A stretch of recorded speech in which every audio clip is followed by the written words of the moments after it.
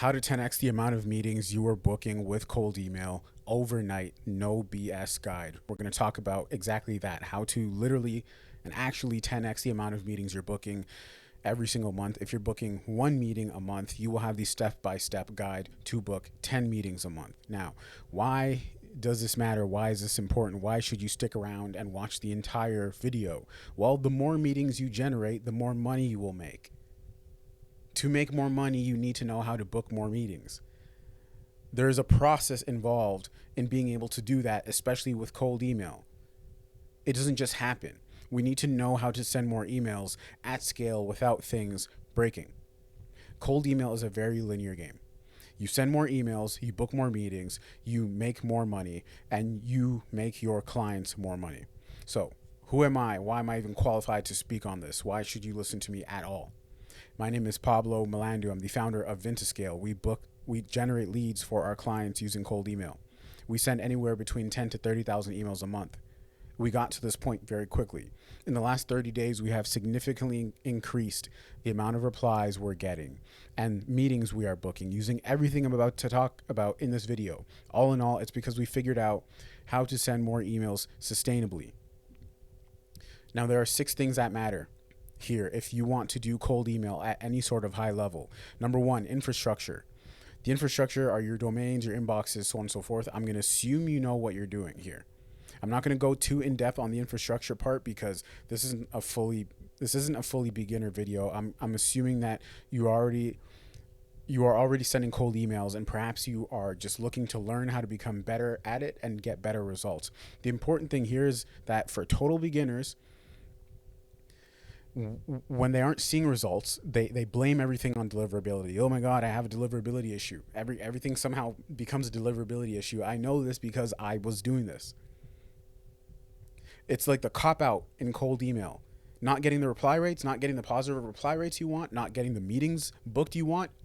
Oh, it's deliverability issues. You have deliverability issues. Let's buy new inboxes. Our inboxes are burnt. Wrong. It's not the case.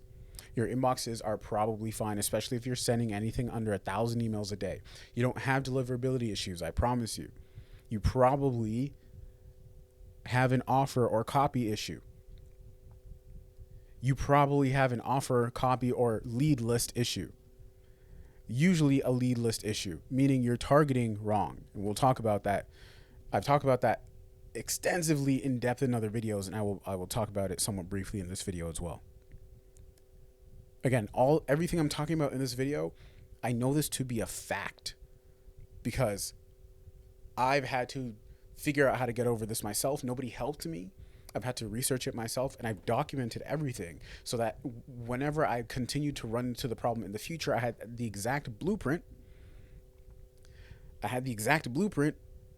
To figure out how to overcome all these things, right?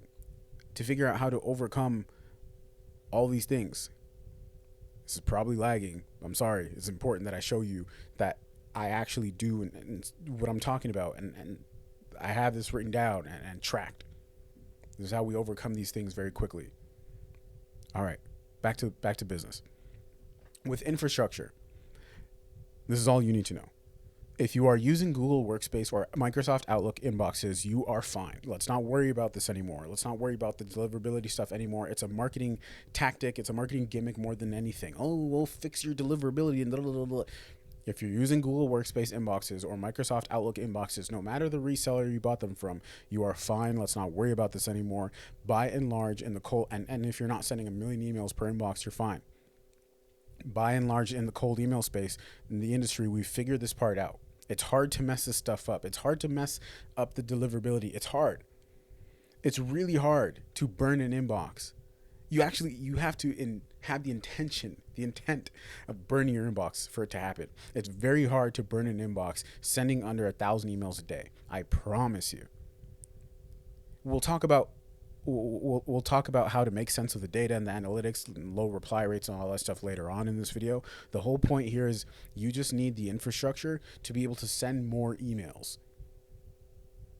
So get more inboxes. That's the only key takeaway in the infrastructure part is you just need the infrastructure to send more emails. So that you send 10 times the amount of emails so you can get 10 times the amount of meetings. That's it. Just get more inboxes if your budget can allow for it.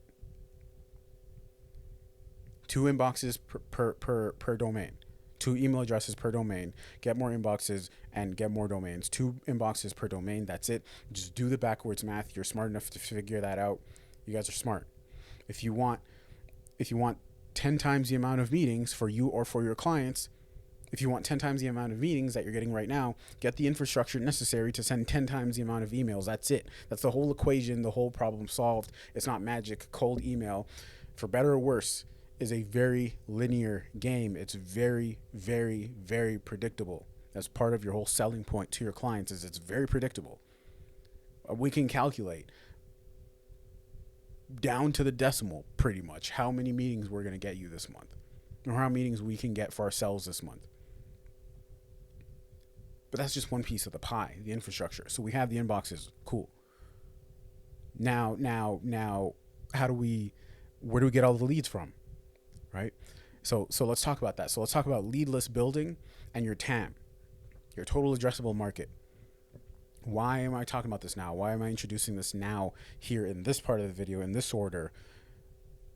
Why is this topic even important? Well, you're going to very quickly realize that if you want to send 10 times the amount, if you want to book 10 times the amount of meetings, you have to send 10 times the amount of emails, which means you need 10 times the amount of leads and contacts and people to send emails to, which means you have to make sure that you can get more leads quickly enough and consistently enough to continue to pour fuel and gasoline into this lead machine that you have built. This thing needs leads. It needs gas. It needs contacts from Apollo and LinkedIn and wherever else you get them from, Crunchbase, wherever else. Which means you have to make sure that you can get more leads quickly enough and consistently enough, again, to continue to pour fuel into your lead machine, your lead generation engine, your client acquisition system, whatever you want to call it, which means your total addressable market, your niche, has to be big enough to support you sending 10 times the amount of emails per day. It has to be big enough. A problem you will very quickly run into, I know this because we deal with this every day, is you will probably run out of leads. You will probably run out of people to send emails to very, very, very quickly. Well, so what do? Well, this means you're going to have to start branching out of your little sub niche, vet tech or telemedicine tech or legal tech. You're probably going to have to start branching out of your sub niche or your niche entirely. There are only so many small, medium-sized businesses in whatever niche it is you're talking about. Let's make this bigger because it's big and important. So you're going to have to get creative. That's just what it is. That also means you're going to have to get good at writing copy. And we'll talk about that in a second because you're going to be launching a lot of campaigns really quickly. I'm talking at least probably one campaign per day. Unless you're just targeting all industries in a blanket campaign, in which case I'd be very surprised that works, and I'd love to see what you have to offer, because if you can make that work, hey, just I'll pay you for that. But the good thing is, this is all about reps, as is any sort of level or game. This is kind of like a video game. It's all about reps. You're just adding XP points into your copy skill, into your lead list building skill, into your offer building skill, your offer framing skill, your analytics skill, your success multiplier skill. There's all these little skills when it comes to acquiring clients or generating leads and cold email, whatever outbound or form of marketing you're doing, whether it's ads, cold calling. There's all these skill sets, and you're pouring XP into them. He who does the most reps usually wins. So this is not a bad thing. The good thing is it's all about reps, and the more campaigns you launch, the more copy you write, the better you get at it. The more you realize simple works best anyway. The more leads you scrape, the better you get at scraping. The more lead lists you build, the better you get at lead list building. And the more targeting you do, the more creative you get at targeting. It's quite self-explanatory. But I'm just letting you know, again, I'm not teaching you anything because I'm assuming you know what you're doing with targeting. If you don't know what you're doing with targeting, I have beginner 101 videos on how to build lead lists in Apollo. You should watch them. And even if you think you know what you're doing, you should watch them again. I still to this day watch tutorials, beginner 101 tutorials, because you never know enough and things are always changing. Someone always finds some new hack. If you don't know what you're doing, well, I encourage you to go out there and dive in headfirst and make the mistakes. I think part of why I've been able to advance so quickly and why my agency is coming up so quickly is because we're not afraid of our inboxes burning. We're not afraid to crash and burn and ruin our deliverability. We're just not afraid to test things and launch campaigns that just probably won't work anyway. But just for the sake of having the data and getting the reps in, I'm not afraid. I'm not afraid of a 0.3% reply rate. I'm just not. I will put the effort in, but I'm not afraid of things going wrong because I'm very quick to correct and figure out why. So make sure you're always thinking about how to adjust your offer, or at least adjust the copy, the framing of your offer, right? So that you at least give yourself a fighting chance when you're emailing these folks in these different sub niches. Because, different niches, different people in different niches and different titles and job titles and stuff like that, they respond to things differently, right? So that's important. And also when it comes to the lead list building, targeting and stuff like that, don't worry about the deliverability part, the reply rates and stuff like that, okay? Don't worry about that stuff. You will be fine on the deliverability. Let's get this fear out of your head, because this paralyzed me for like the first 3 to 4 months of learning how to do cold emails. Like, oh my God, why isn't my reply rate over 1%? Why is it? And then I got it over 1%, and then I couldn't do it again. It was a fluke. And then I realized, there are campaigns I run that get 0.4% response rates when they first launch. And I would pause the campaign halfway through. I get scared, right? Maybe they finish at a 1%. Maybe they finish at a 0.67%. Who cares? You're okay. You will be fine. You will be fine. You will live to see another day. Your inboxes have not burnt. I promise you. Again, especially if you're sending under 1,000 emails a day, you can start getting worried when it's always under 1%. And I'm talking about for the next 5 to 10 campaigns in a row. After the entire campaigns have finished, you're landing under 1% for the next 5 to 10 campaigns in a row. Then, and only then, can we start talking about deliverability. And even then, certain offers are so saturated, they're bound to get you like 0.67% reply rates. That doesn't mean your inboxes are cooked. It doesn't mean they're burnt. It's just where we are in 2025. We're not getting 5% reply rates all the time anymore. It's just not a thing. I got in this space too late for that to be a thing. People are inflating the reply rates anyway. Stop looking at other people's reply rates. It's a marketing thing. And they're including out of office replies and automated replies. It's just so easy to fake nowadays. I'm one of the only people who just shows you the dashboard with like 0.67% reply rates, but it books meetings. Right? You will live to see another day. Your inboxes are not burnt. I promise you. So don't stop your campaigns. Don't make decisions or judgments before your campaign is done, because you only have half the data. And a lot of times, email number 2 is where people actually get back to you. And that's another thing. Don't send more than 2 emails per sequence. Right? This is all in the name of 10xing your sales meetings. All this stuff matters.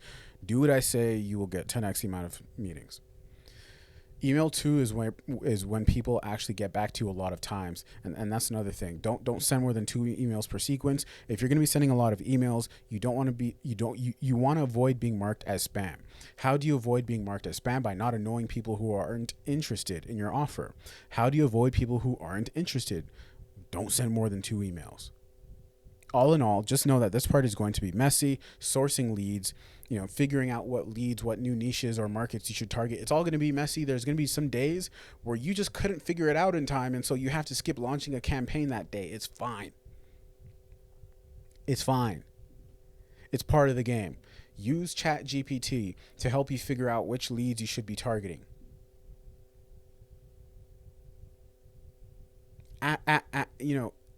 Ask ChatGPT to help you find out if a niche is worth it, right?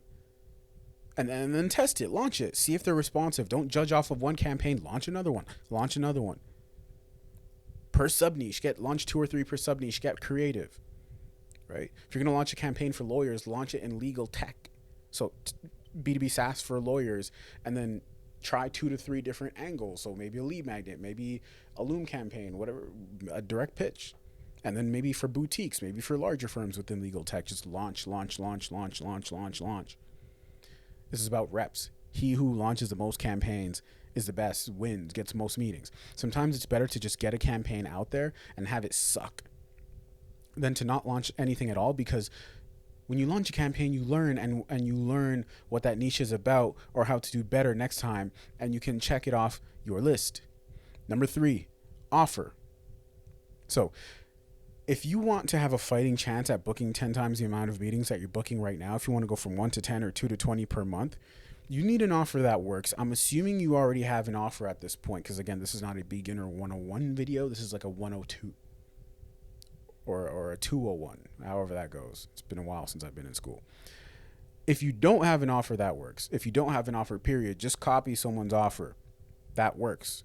Copy someone's offer that's already working. Let me edit this. Already working. There. These offers have already been ironed out. It's okay if the offer is saturated. It's okay if you're sending the same offer as 100 other people, because you only, hey, I'll just be honest. How you win in 2025 is not by reinventing the wheel. It's volume, speed, and success multipliers. This is a volume game. We'll talk about success multipliers in a bit. This is a volume game. We're talking about 10xing the volume, right? This is a volume game. We talked about how this is linear. This is a volume game. This is a volume game. You're competing on volume. So how you should measure yourself is by how many emails you sent out today.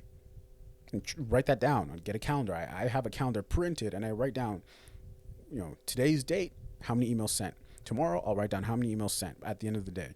So I just track it.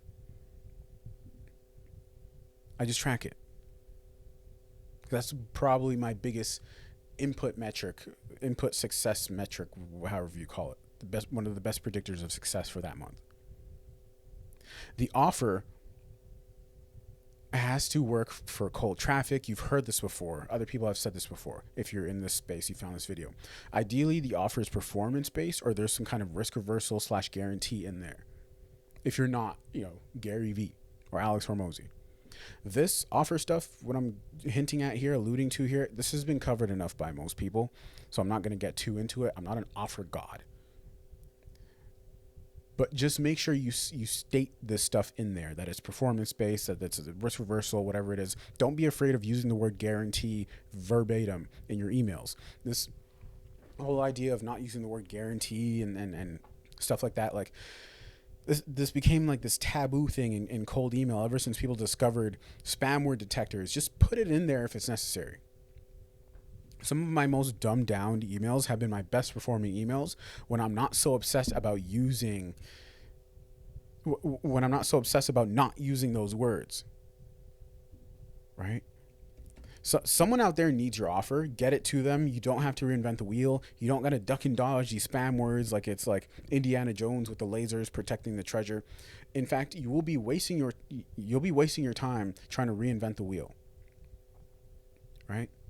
You won't have time to reinvent the wheel if you're sending, 10x the amount of emails per day. You'll realize very quickly. Another thing to note about offers is because you're going to be branching out of maybe small and medium-sized businesses, is you need to be able to adapt your offer to larger corporations and enterprises. Because if you're promising 3 to 5 meetings a month for a large business, that doesn't mean anything to them. I think we all agree on that. Right? It doesn't mean anything to them. So let's just say you aren't comfortable with getting them more meetings a month. Well, this is how you do it. Even though now you just realize it's just a matter of sending more emails, especially if they have a defined ideal client profile, well, then you just offer to work with them on a performance basis, and that's it. We don't talk about the definitive amount of meetings you're going to get a month. You just introduce it with I'm going to help you operate on a performance basis, and then let them define how many meetings they like, and then you just figure out how many emails you need to send, and then just get the infrastructure, and you're good. Right? It's linear. This is a grade 3 math problem. If you need any more information on offers, go read Alex Hormozy's $100 million offers. That's a book that I cannot read enough. You'll never really understand it enough. And I think Alex Hormozy would agree with that. I think he's always getting better and learning. There's no definitive point where you've beat the game for good, where you've become like, where you've mastered offers. It's a continuous thing.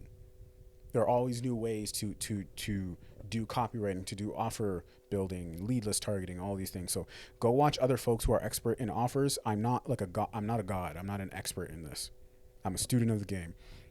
Someone who I really like when it comes to offers is Daniel Fazio. He's really good at that stuff. He's someone I watch a lot. That's it. That's it about offers. Your offer probably works. Don't stress about it. It probably works. I found myself doubting my offer because I wasn't getting a lot of meetings. I just realized it's just a volume game. I'm going to keep coming back to that. It's a volume game when it comes to cold email. This isn't ads where it's like your creative or ad tracking and stuff like that is where you get the advantage. This is a volume game. Your funnel and stuff like that when it comes to ads. Like, no, cold email is volume. Cold calling is volume. Cold outbound, so cold email, cold calling is volume. The reason why I was the top performer at in my sales role, in my staffing and recruitment role, really, is because I just made the most phone calls. I just had the highest volume. It was pretty easy to put two and two together. I was going to be the top rep, the top account executive that month because I just made the most sales calls, right? So your offer probably works. You just need to get it out to more people and let more people know you exist. Now let's talk about getting it out to more people. Well, what do you put in the email, right? We're sending 10x the amount of emails. So what do we write? Copy. When it comes to copywriting, there is such thing as over personalization. Let me just refresh my memory here real quick. So this is the cold email money printer blueprint. This is the copy vertical. Okay, so copy. There's a couple of things that I just need to touch on, that I just need to glance at for a second. Okay, all right. So when it comes to copy, there's such thing as over personalization. You're going to need to keep your copy just basic, like stupid, simple, basic, almost to where you feel like it's not going to work, right? Basic and centered around the offer. Basic, simple, clear, concise, and straight to the point. The only personalization you should really have is around the relevance. So how you found them. A relevance line right here. This right here. This relevance line. Who are you? Why are you reaching out? Why now? Right? Make it relevant. Tie it to like the recent funding they got, a hiring activity they're doing, recent social media activity, how you found them. Hey, I found your company while doing X. That stuff still works. It still does, right? So things like company name, that's first name, like that's the only kind of personalization you should really, really have, right? You can do competitors and stuff too, but just at the end, it gets to a point where it stops feeling natural. I hate and this is how I started off in cold email. I hate those folks that are like, oh, congratulations on your recent achievement and blah, blah, blah, where you improved your metrics by 3, 4, 5, 6, 7% in the new platform that you built.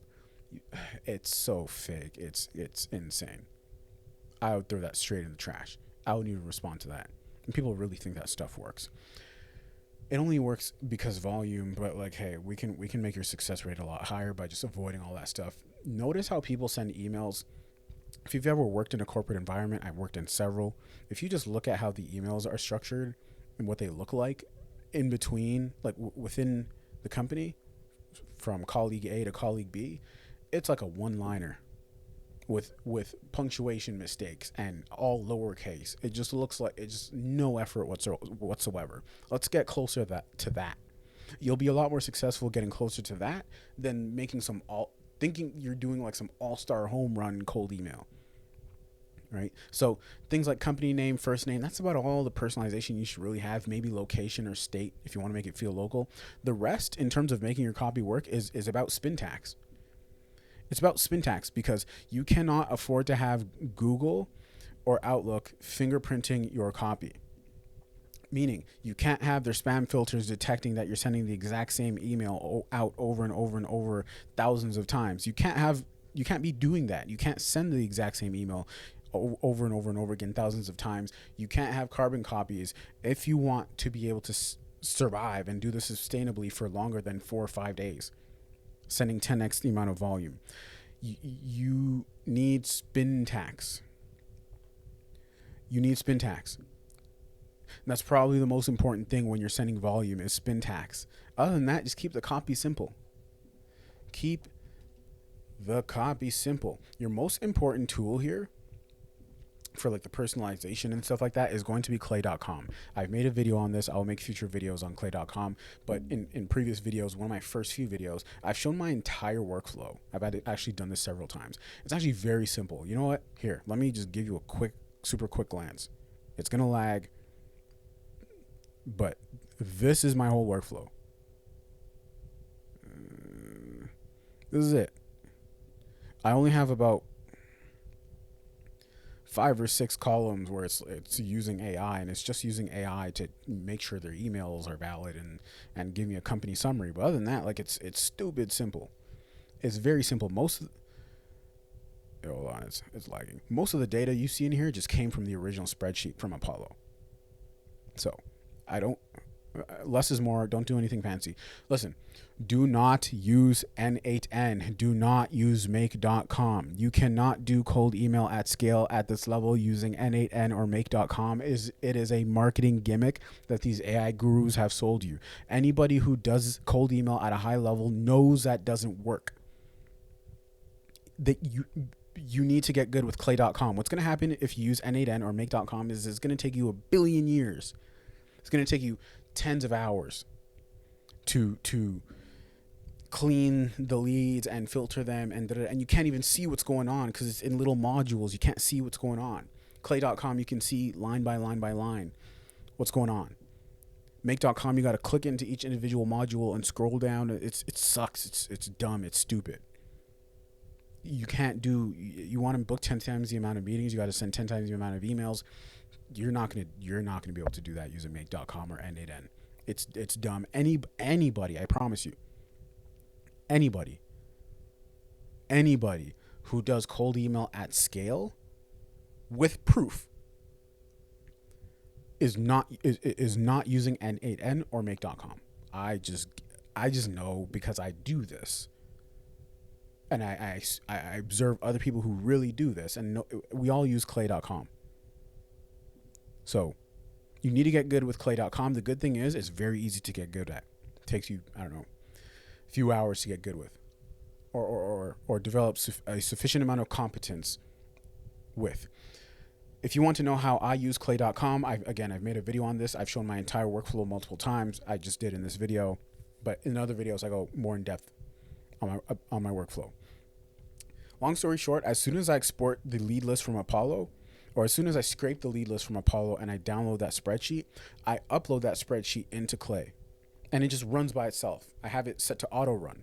And within 20 minutes, half an hour at the most, it's already all personalized for every single contact. It's done, it's clean, it's good, it's filtered out, it's validated, everything's good. 20 minutes. I go drink my coffee. Right. So, or in that time, I've written out the copy in SmartLead while it's all cleaning up and personalizing. I'm writing the copy in SmartLead. If I'm not just copying the copy from another previous campaign, I write the copy, initial draft. Take a walk, take a breather, review the copy again, and then I take that copy once I like it, once I think it's a decent 7 or 8 out of 10. I copy it, I paste it into ChatGPT and say spin tax this. Enter. And it spin taxes it for me. I copy that, I paste it back into SmartLead. I have it all spin taxed, so you're not going to Google or Outlook's not going to fingerprint my stuff, my emails. Right? I can get that whole thing done in about half an hour, 30 minutes tops. I know this because I do this every morning or the night before or on weekends. That's it when it comes to copy. It's not that hard. Listen, don't worry about the spam words, please. Don't worry about the spam words. Care about it a little. Don't be reckless. right? Or else you're going to end up in the promotions tab. The whole point of copy is to achieve two things. Number one, to communicate your offer and prove that that offer is relevant. And number two, not to burn your domains or inboxes or get them marked as spam or blacklisted. That's it.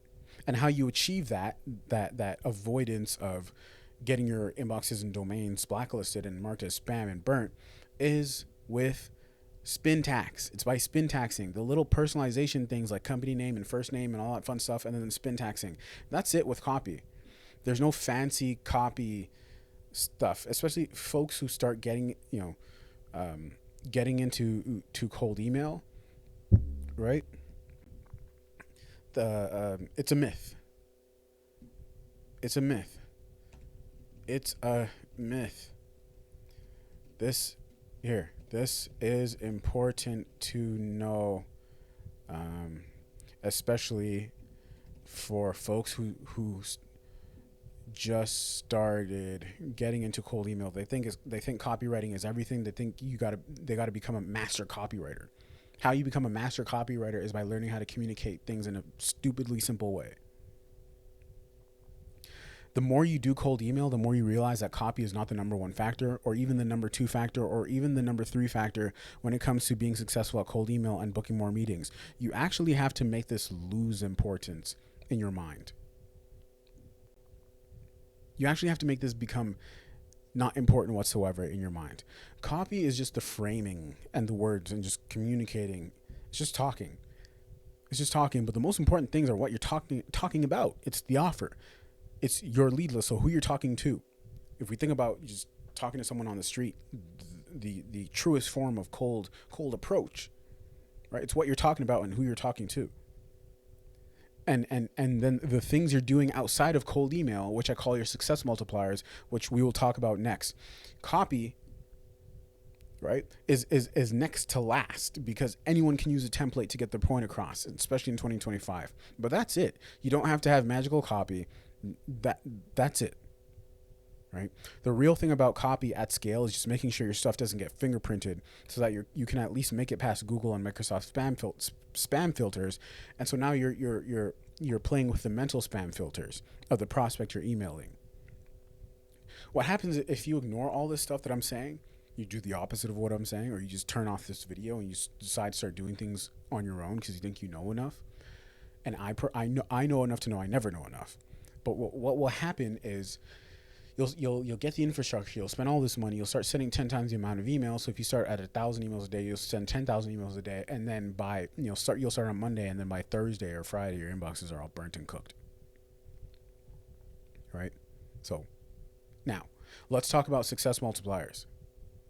Let's talk about success multipliers because this is one of the most important parts of booking 10x more meetings. When we started working on our success multipliers, when I started working on my success multipliers, everything changed for me. It also completely changed my criteria by which I take on clients for my agency. Because if they don't have success multipliers, meaning what they do outside of cold email, if they don't have any of that stuff down pat and in order, then it's going to be exponentially harder for me and my agency to get them results. And so we coach them on this stuff. Success multipliers are pretty much all the things you do outside of the cold email that influence a person's decision to work with you or to respond to you when they get your email. So if Gary Vee or Alex Hormozy were to email you right now with something that seems specific to you, even if it's not specific to you, you would probably open it. You'd probably answer, right? Why? Because of all the things they've done outside of cold email to build a reputation. Because with cold email, you're a scammer until proven otherwise. Or you're not a real person. You're just a bot. You're an AI until proven otherwise. So things like social proof, social presence, landing pages, right? Let's dive deeper into that. So that is here. That's here. This is the success multipliers, right? We're gonna go deeper into this. I'm gonna make sure you understand this. I'm gonna beat the, what do they call it? Beat the dead horse. Hit the nail on the head. Whatever. Beat the thing drill into your head. I don't know what the saying is. So, where were we? Success multipliers are all about building trust. Your prospect, right? That prospect has to be at least, it has to have at least a 6 or 7 out of 10, right? They have to at least be a 6 or 7 out of 10 on the trust meter, on the trust scale, to even respond to you, right? To even respond to you, let alone book with you.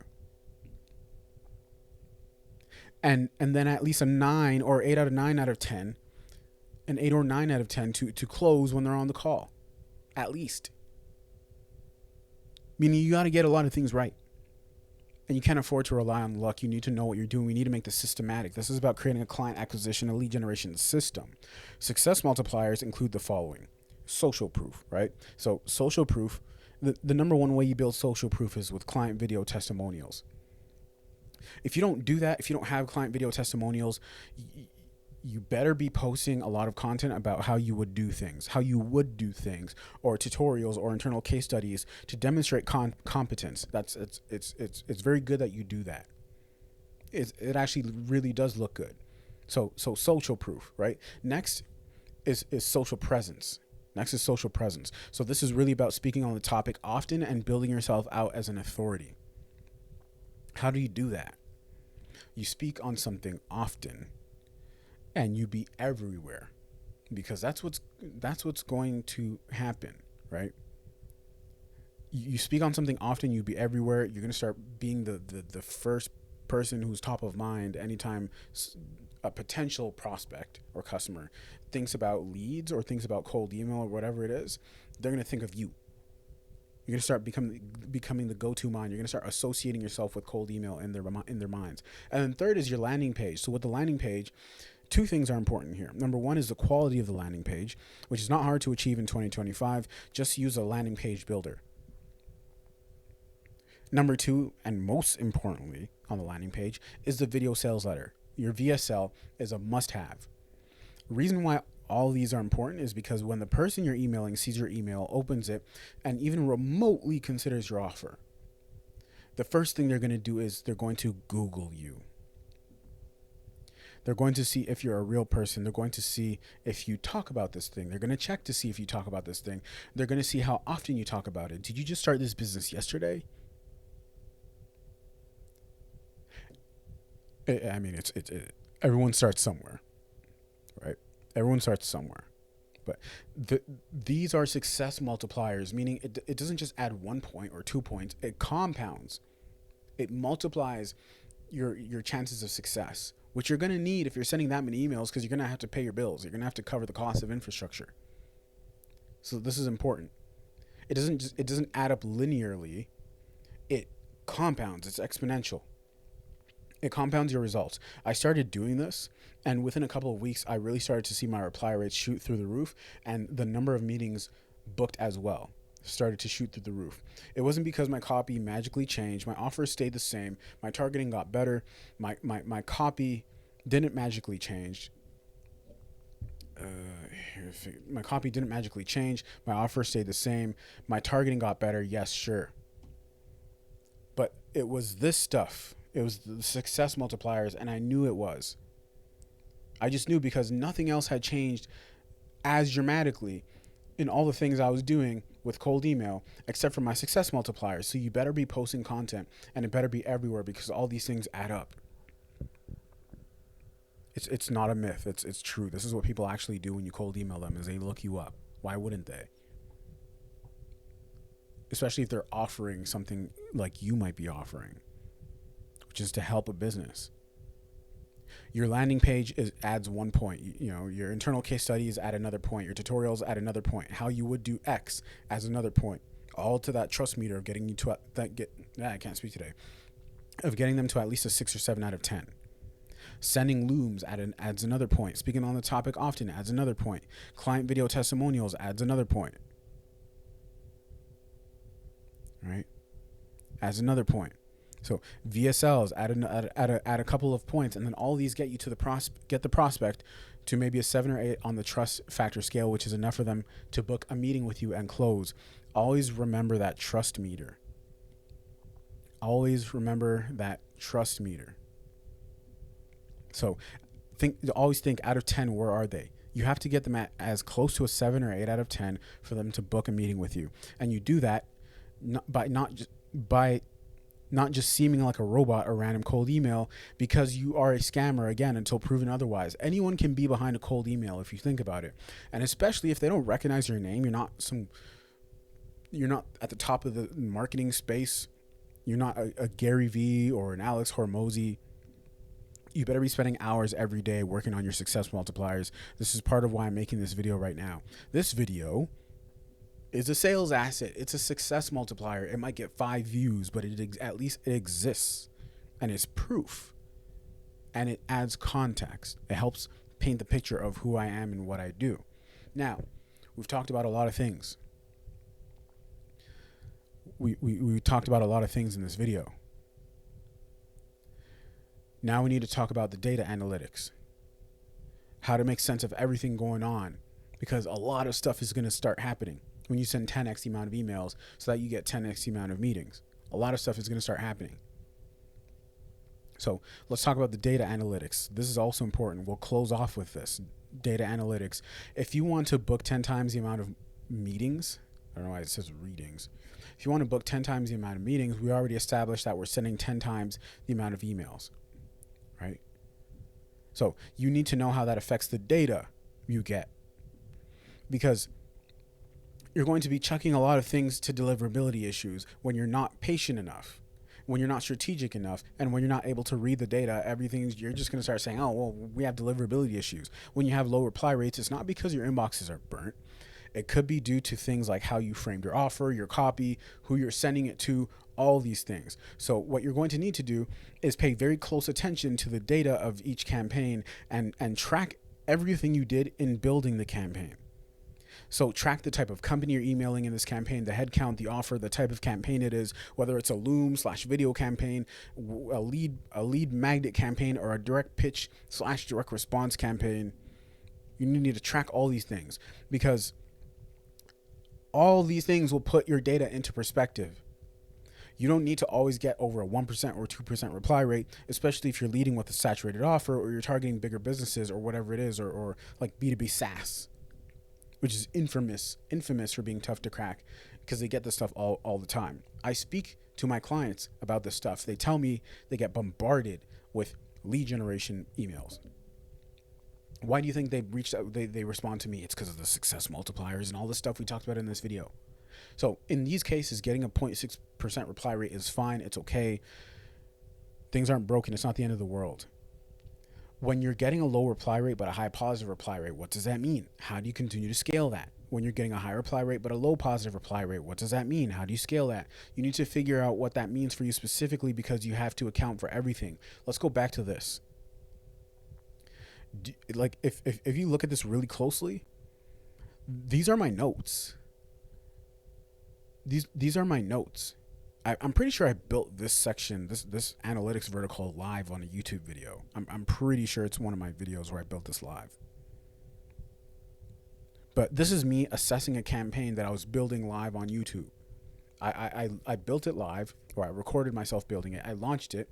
Midway through, I assessed it, and these were my notes. This is what needs to be done for each campaign that you are running for your client, for yourself, or for your client. Your offer, your niche, your industry, all that stuff matters to the data you're getting. A low reply rate but a high positive reply rate doesn't mean the same thing across two different offers, across two different niches a lot of the times. And only you will know what this means, because only you know what you're launching. I can't. There are a million different combinations. I can't say why you're getting certain things, because we haven't sat down one-on-one, and I haven't had the opportunity to audit what you're doing. Do not get fooled by people posting high reply rates on Twitter. At the end of the day, what matters is a meeting booked.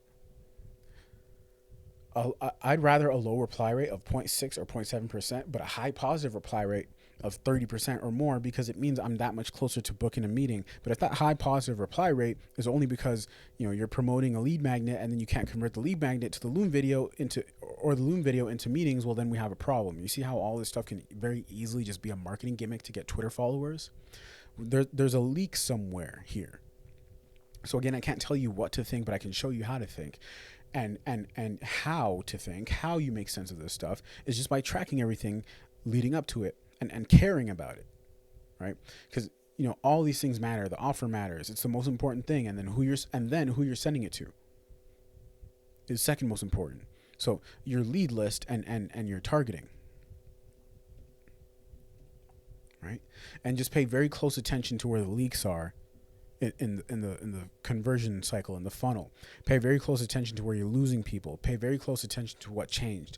Did you change the call to action? Did you change the offer? Where did you change things? How fast has your response time been? All these things matter. Is it a holiday? I got low replies on the week leading up to July 4th. Well, duh, right? Are you getting a lot of out of office replies? Is it summertime? I'm recording this video. It's July 19th, Saturday, July 19th. I'm recording this video. This season is notorious for lower reply rates. Keep things into perspective. All of these things will affect your campaign. If you're sending videos or looms, are you using a script in your looms? How good is your script? Because those are like mini VSLs, mini video sales letters. Are you adjusting your offers, the copy of your offer across industries? What time zone did you send this out? You'd be surprised. I've launched campaigns not realizing that, because that I needed to adjust the time zone for people in Australia or New Zealand. So it ends up going out at like 5 a.m. for them, or 3 a.m. for them. And of course I'm not getting a response, because it just looks like a scammer sent it. So all these things, right? All these things matter. That's the analytics. And the way you get better at analytics is just by caring more about it. Just have the intention to care more about it, and you will be fine. So we talked about a lot of things. We talked about data analytics. We talked about success multipliers. We talked about copy, offer, the lead list and total addressable market, and the infrastructure. You do everything mentioned in this video. This is a masterclass. You just do these things. You will be able to send 10x the amount of emails and have it last and not break for at least 3 weeks, 3 to 4 weeks. And you will be able to get 10 times the amount of meetings. The number one thing that you're going to be concerned about now that you've just made the decision, because so much about it is just making the decision to get the infrastructure and just send that much. But the main thing you're going to be that's going to take up your time now is just getting more leads, getting enough leads to put into the machine that you've built. All right, guys. So if you have any questions, just leave a comment. If you want to talk more about this, you want us to audit your cold email infrastructure or set up and run cold email for your B2B business, I will leave the link in my description. Other than that, see you guys in the next video. I'm out. Peace.